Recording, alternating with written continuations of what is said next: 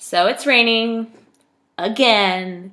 So when it's raining, I don't get to go to work. I don't have a job for the day. So I wanted to try and share some tennis advice online today. A lot of my friends have been starting to do indoor clinics when they have the space and posting online materials. So I figured they inspired me to give it a try. I'm going to talk today. So normally I would be teaching my ladies doubles clinic today. So I wanted to share something that I spend a lot of time talking to my league teams about. Today I want to talk about playing teams who lob. It's one of the most popular things. My ladies come after matches and tell me that we played a team of really good lobbers. We've been closing, we're doing everything we're supposed to do, and we're getting lobbed every single time, and we don't know what to do about it. So normally I will tell my teams that yes, we do run into people that are very good at lobbing. However, most of the time, it has to do with something that we're doing. We play good lobbers, but those people have to be in the right position and have the right ball in order to lob for them to hit that good of a lob every single time. So I want to go over how we as a team can deal when we're being lobbed all the time. Instead of giving our opponents all of the power, we should be stepping back and saying, what are we doing to allow them to do this? Or what can we do to change it?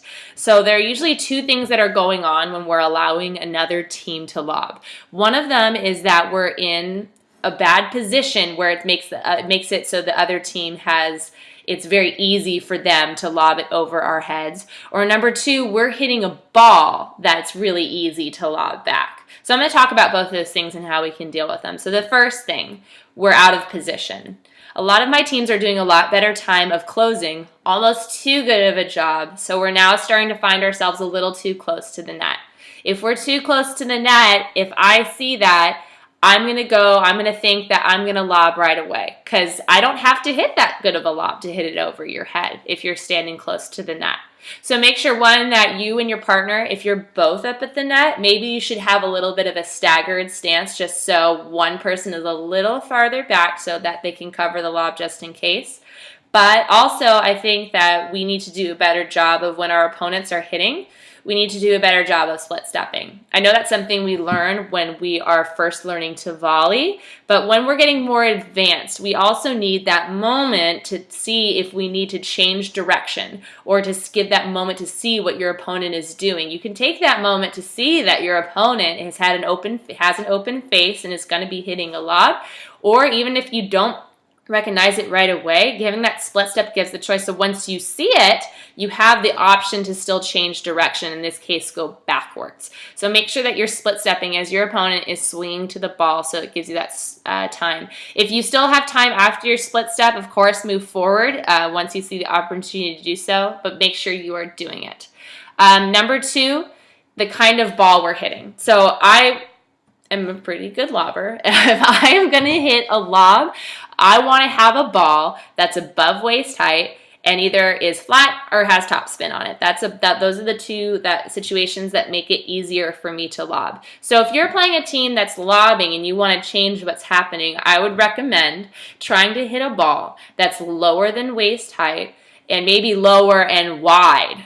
So even if that team gets back and tries to hit a lob, the lob's not going to be very good. So you'll have an easier time to hit an easy overhead or close. So the balls that I recommend are hitting short, low angles. Hitting low cross-court angles are my favorite. Or it's a good time if you've practiced, to work on a slice. Slice keeps the ball really, really low, so it makes it more difficult to pop back up. The other thing is it's really hard. It's harder to lob when you're running forward, or a lot of times the people that are lobbing have a harder time dealing with moving forward on balls in most situations. So the other option too is to try to hit shorter balls on purpose to make that person run up. So when you're playing lobbers, make sure that you are not giving the power to the other team. Be proactive.